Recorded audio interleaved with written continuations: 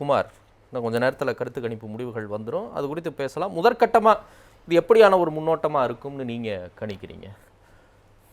அதாவது தமிழ்நாட்டு மக்கள் இந்த ரெண்டு ஆட்சியும் திராவிடர் கழக ஆட்சிகளையே அப்புறப்படுத்திடணுங்கிறதுல அதிக ஆர்வம் காட்டியிருக்கிறார்கள் என்பது தெரிகிறது, ரொம்ப தெளிவாக தெரிகிறது. காரணம் என்னவென்று சொன்னால் 67 இது வரைக்கும் 47 இருந்த ஊழலெல்லாம் சின்ன சின்ன ஊழலெல்லாம் பெருசாக பேசினாங்க.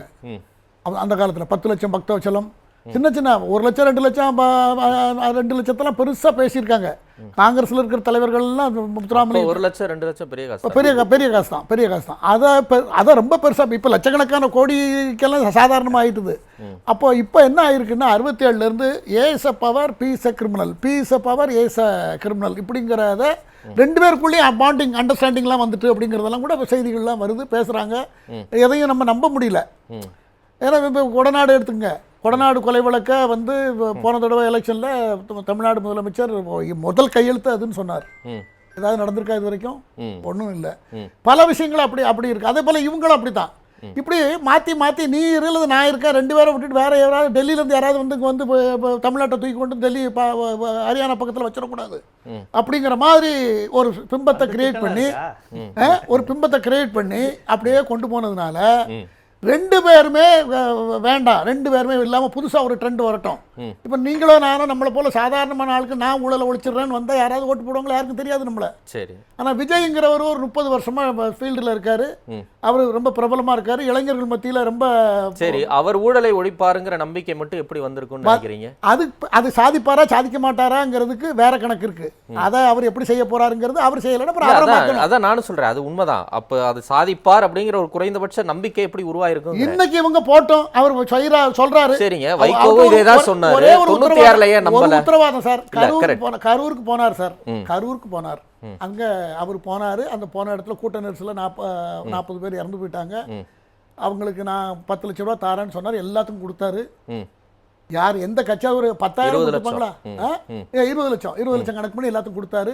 யாராவது ஒரு 50,000 யாராவது கொடுத்தாங்களா வேற கட்சிகளுக்கு? நாங்க மக்களுக்காகவே வாழ்நாள பூரா தமிழ்நாடு அரசு கொடுக்கறது அவங்க கொடுத்துருப்பாங்க. வேற கட்சிகளை சொல்றாங்க, மற்ற கட்சிகளை சொல்றேன். எல்லாம் பாதிக்கப்பட்ட குடும்பத்துக்கு திருமாவளவன் கூட ஏதோ செக் கொடுக்கறதாக வந்தது. அது கொடுத்தாரு. சரி, இருக்கட்டும். தமிழ்நாடு காங்கிரஸ் கொடுத்தாங்க, கரூர் மாவட்டம் அவரை பொறுத்தவரையில அதை பண்ணினாரு, சொன்னதை செஞ்சாரு. ரெண்டாவது என்னன்னு சொல்றாரு, அதனால ஒரு மாநிலத்தின் அப்படி சொல்லலாம். ஒரு எக்ஸாம்பிள் சொல்றேன். ஒரு எடுத்த உடனே அவருக்கு ஒரு இன்சிடென்ட், அவர் ஒன்றும் அரசியல் இருந்து சம்பாதிக்கல, அரசியல் பணத்தை சேர்த்து வைக்கல. எடுத்த உடனே ஒரு கூட்டத்துக்கு போறாரு. போற இடத்துல 3வது கூட்டமும் 4வது கூட்டமும் அங்க ஒரு பெரிய நடக்குது. அதை அவரால் முடிந்ததை நான் குறிப்பான்னு சொன்னாரு, கொடுத்துட்டாரு. அது அவருக்கு மக்கள்கிட்ட அவர் மேல ஒரு நம்பிக்கை வருது. சரிங்க, நான் இன்னுமே கேட்கிறேன். 2014 மக்கள் நல கூட்டணின்னு வர்றாங்க. இடதுசாரிகள் மேலெல்லாம் ஊழல் இதே கிடையாது. மக்கள் போராட்டத்தில் மாற்று கட்சிகள் கருத்து மாச்சரியங்கள் இருந்தாலும் மக்கள் அதை ஏற்றுக்குருவாங்க. வைகோ மேலேயும் ஊழல் குற்றச்சாட்டுகள்லாம் இல்லை. ஒரு நீண்ட கால அரசியல் பாரம்பரியம் கொண்டவர் தான் அவரும். திருமாவளவனும் அதே மாதிரி தான் விடுதலை சிறுத்தைகள் கட்சியிலேருந்து நல்லா வழி நடத்தி வந்து அவருக்குன்னு ஒரு தமிழக அரசியல் களத்தில் ஒரு நன்மதிப்பை பெற்றவர் தான். இவங்க 4 பேரும் ஒன்று சேர்ந்து நின்னாங்கல்ல. ஏன் 2016 ஒரு டெபாசிட் கூட வாங்க முடியல? தமிழ்நாட்டில் 2 இடத்துல தான் அவங்க டெபாசிட்டே வாங்கினாங்க. ஏன் வாங்க முடியல? ஊழலை நேராக செய்யணும்னு அவசியம் இல்லை. ஊழல் செய்கிற ஒரு அரசாங்கத்துக்கு ஆதரவு கொடுத்துக்கிட்டு பஞ்சாமரம் வீசிக்கிட்டு இருந்தாங்க. அவங்க தானே வெளியே வந்து நிற்கிறாங்க. அதுவும் இல்லை, சொல்ல வரேன், நேரடியாக எதுலையும் தலையிடணும்னு அவசியம் இல்லை. அப்படி பார்த்தா 2021 விஜய் திமுக தானே ஓட்டு போட்டாரு. அன்னைக்கு போட்டாரு. அப்புறம் இப்பதானே அவர் கட்சி ஆரம்பிச்சிருக்காரு. இல்லங்க, உங்க பாயிண்ட்டுக்கே வரேன். 21 விஜய் திமுக ஓட்டு போட்டுட்டு இன்னைக்கு ஊழல் குற்றச்சாட்டு பல குற்றச்சாட்டுகளை சொல்லி வர்றாரு. மக்கள் அவங்க மேல நம்பிக்கை வைக்கிறாங்கிறீங்க. அதே மாதிரி தானே இடதுசாரிகளோ வைகோவோ திருமாவளவனோ முன்னாடி அவங்க கூட இருந்துட்டு பின்னாடி வந்துட்டு இல்ல நாங்க நீ ஒரு நல்லாட்சி கொடுக்குறோம்னு சொல்லி 2016 மக்கள் மத்தியில தங்களுடைய விருப்பத்தை முன் வைக்கிறாங்க. ஆனா மக்கள் நிராகரிக்கிறாங்கல்ல. அப்ப இவர் மேல மட்டும் எப்படி வரும்? ஏன்னா பழைய இவங்க எந்த காலத்திலுமே பேருக்கு தான் பேசிக்கிட்டு இருக்காங்களே தவிர இவங்களாலெல்லாம் இதை செய்ய முடியாது. அதுக்குரிய அமைப்புகளாவோ அல்லது அதுக்குரிய தத்துவத்தோடையோ இவங்க செயல்படலை. இடதுசாரிகள் கிட்ட அவங்ககிட்ட தத்துவம் இல்ல, விஜய் கிட்ட இருக்குன்னு நம்புறாங்க. இல்லை, விஜய் புதுசாக வந்திருக்காரு சார், ஃப்ரெஷ்ஷாக வந்திருக்காரு. அவரை நம்பித்தானே ஆகணும். நீங்களே நாளைக்கு வந்தீங்கன்னா உங்களை நாங்கள் நம்புவோம். நீங்கள் நாளைக்கு 96ல ஏன் வைகோ நம்பல? எக்ஸாம்பிள் சொல்கிறேன் சார், நீங்கள் எக்ஸாம்பிள் சொல்கிறேன், அதை நீங்கள் அப்படி தான் எடுத்துக்கணும். நீங்களே நாளைக்கு வந்தீங்கன்னா தம்பி சொல்கிறாரு நம்ம நம்புவோம்.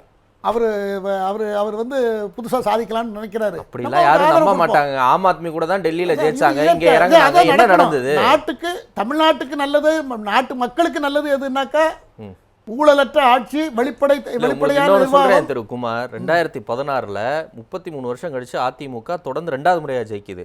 இந்தியாவிலேயே ஊழல் குற்றச்சாட்டுக்காக சிறை சென்று வந்த முதலமைச்சர் தான் செல்வி ஜெயலலிதா. அவங்க இடைத்தேர்தலையும் ஜெயிக்கிறாங்க. அடுத்து ஒரு வருஷத்துல நடக்கக்கூடிய சட்டப்பேரவை தேர்தலையும் மீண்டும் வெற்றி பெற்று ஆட்சி அமைக்கிறாங்க. அப்ப நீங்க சொல்லக்கூடிய அந்த கருத்தை மக்கள் எந்த அளவுக்கு பிரதிபலிக்கிறாங்கங்கிற ஒரு கேள்வி இருக்கா இல்லையா? அப்ப நீங்க பிளண்டா விஜய் ஆதரிக்கணும், அதுக்கு ஊழல் ஒண்ணு எடுக்கணும், இல்ல இதை ஒண்ணு எடுக்கணும் எடுத்து ஆதரிக்கிறீங்களான்னு கேட்கிறேன். ஊழலுக்கு ஒரே ஒரு உதாரணம் என்னுடைய சொந்த அனுபவத்திலிருந்து சொல்றேன். 98ல ஓட்டர்ஸ் அவேர்னஸ் ப்ரோக்ராம்னு ஒன்று நான் நடத்தினேன். நாங்கள் நிறைய பேர் வச்சு நடத்தி தமிழ்நாடு பூரா நடத்தினோம். பிரசங்கெல்லாம் பண்ணி வீடியோ, அப்படியே வீடியோ கிடையாது, அப்போ ஆடியோ கேசட் போட்டு திருமங்கலத்தில் சாயங்காலம் 5-5:30 மணிக்கு பேசிகிட்டு இருக்கும்போது அந்த ஒரு 20 நிமிஷம் பேசி முடிச்சதுக்கு பிறகு ஒரு அம்மா, ஒரு 50 வயசு பாம்படம்லாம் நம்ம ஊர் சைடில் போட்டிருப்பாங்க, வந்தது இப்போ நீ பேசுகிறது நீதான தம்பின்னு. ஆமாம் அப்படின்னு சொன்னேன். நீ சொல்கிறதெல்லாம் சரி, நான் கேட்குறதுக்கு நல்லா தான் இருக்குது. இந்த ஊரில் 4 பேர் நிற்கிறான், ஒருத்தன் 2 கொலை பண்ணியிருக்கான், இன்னொருத்தன் சூதாட்டம் கிளப்பு எல்லாம் நடத்துருவேன். ஒவ்வொரு கட்சியில் ஒவ்வொருத்தரை பற்றி அது சொல்லுது. சரி, நான் யாருக்கு ஓட்டு போடுறது? 4 பேர் இப்படி தான் நிற்க, நாங்கள் யாருக்காவது ஒருத்தருக்கு தானே ஓட்டு போடணும். அப்புறம் நீ சொல்கிற மாதிரி ஆள், நான் என்ன சொல்கிறேன்?